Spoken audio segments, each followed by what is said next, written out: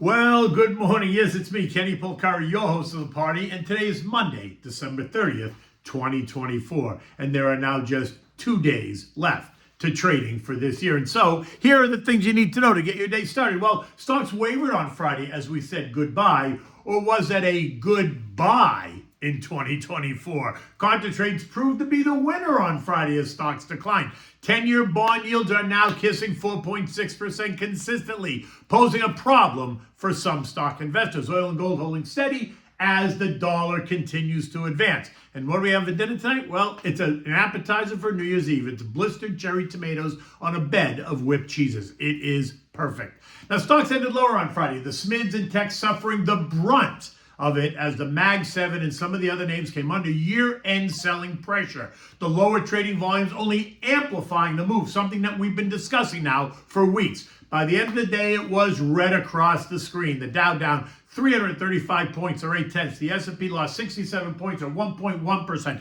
The Nasdaq gave back 300 points or 1.5%. The Russell ended lower by 35 points or 1.6%. The transports gave back 75 points, 0.5%, while the equal-weighted S&P lost 52 points or 0.7. Every major sector was lower. Consumer discretionary down 1.6%. Tech down 1.3%. Communications and real estate both lost 0.9%. Industrials and financials were down 0.8%. Consumer staples, basic materials, and health care all down 0.5%. Utilities lost 0.3%, while energy was the winner, closing just a hair below the unchanged line. Still negative, but certainly just a hair below. Further down the chain, we saw weakness in the home builders down 1.2%, retail down 1.25%, airlines down 1%, disruptive tech down 2.8%, semis down 1%, metals and miners down 1.25%, the value trade down 0.6%, while the growth trade lost 1.5%. The small cap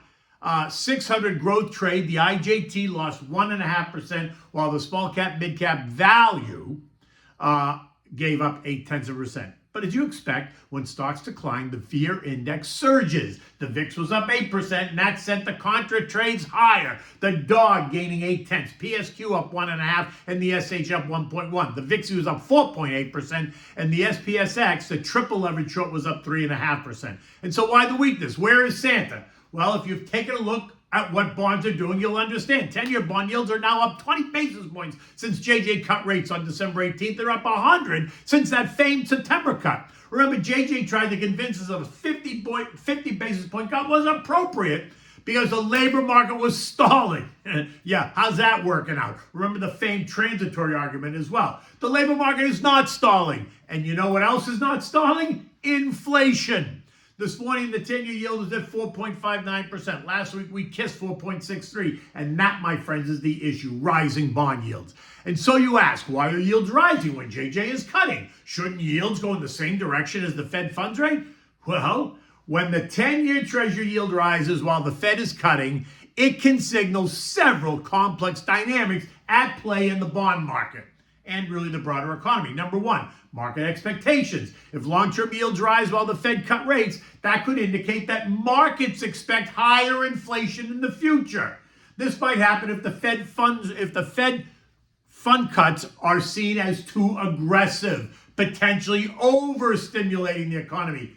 Bingo! 2, improved economic outlook, right? Rising long-term yields may reflect optimism about economic growth. Markets might interpret rate cuts as successful in stimulating a weaker economy, leading to a stronger demand, investment, and eventual growth, which pushes long-term yields higher, right? That's not the argument right now. The economy does not need to be stimulated. Then there's diminished risk aversion. Investors may move out of that safe haven trade, right? That asset, treasuries, like long-term treasuries, into riskier investments, like stocks, causing bond prices to fall and yields to rise. This could indicate improving sentiment in the financial markets, despite the Fed's rate cut. I'm not saying so much that's the case. I think money's coming out of safe haven and just going into cash at the moment. Supply-demand imbalances. If the government issues more long-term debt, which they're doing to finance these deficits, it could increase the supply of 10-year treasuries, pushing yields higher regardless of Fed policy. It's a simple supply and demand argument, right? More supply will push prices lower and yields will go up. Additionally, foreign central banks or large institutional investors might be reducing their purchases of treasuries, also putting upward pressure on yields. Again, less buyers means lower prices, means higher yields.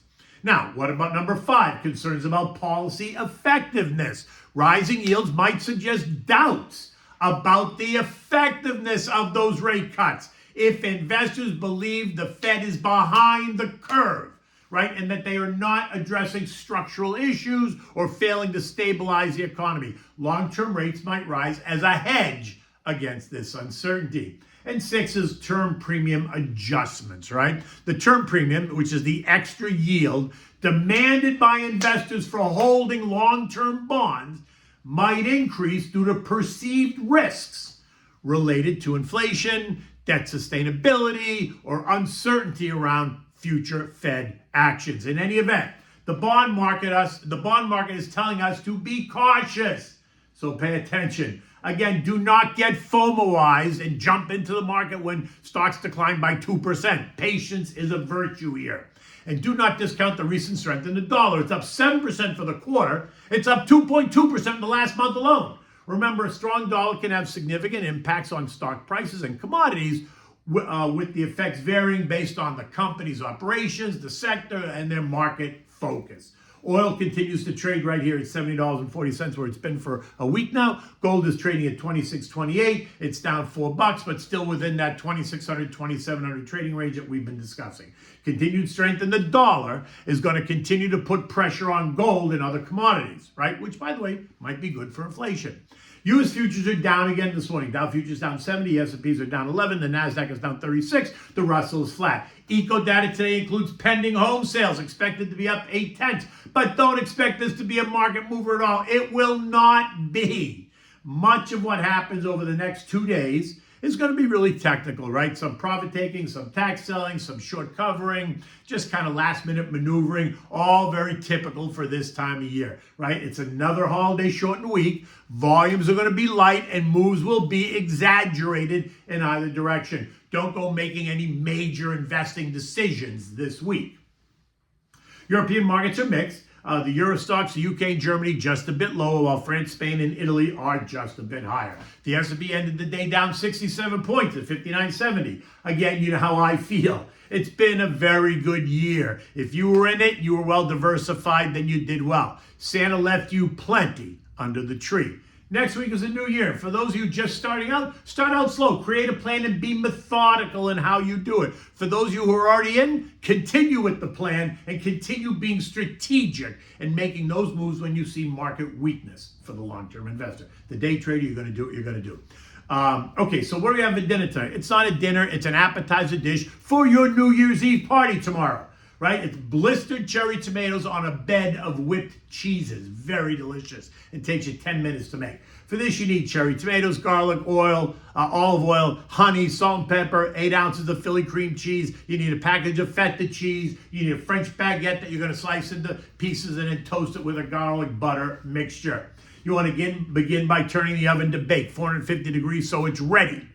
Now, in a baking dish, you're going to add your cherry tomatoes, 4 or 5 cloves of garlic, sliced garlic, whatever you want, the more the merrier. Some olive oil, some honey, maybe about 1/4 cup, right? Season it with salt and pepper and some other Italian seasonings. Mix it to coat all the tomatoes, and then put it in the oven for about 20 minutes at 450 degrees. While that's happening, go to your food processor. Add the block of cream cheese, add the block of feta cheese, add some drizzle of honey, add 1/4 cup of water, salt and pepper, blend it until it's all nice and whipped. Now, in a shallow serving bowl, make a bed of the whipped cheese on the bottom and then add the blistered tomatoes on top, drizzling some of that juice over the tomatoes and the cheese, and then serve this with those toasted slices of the French baguette as one of your appetizers for your New Year's Eve party. There's a whole range of others we could do, but tomorrow I'm going to give you a dessert. In any event, until tomorrow, take good care.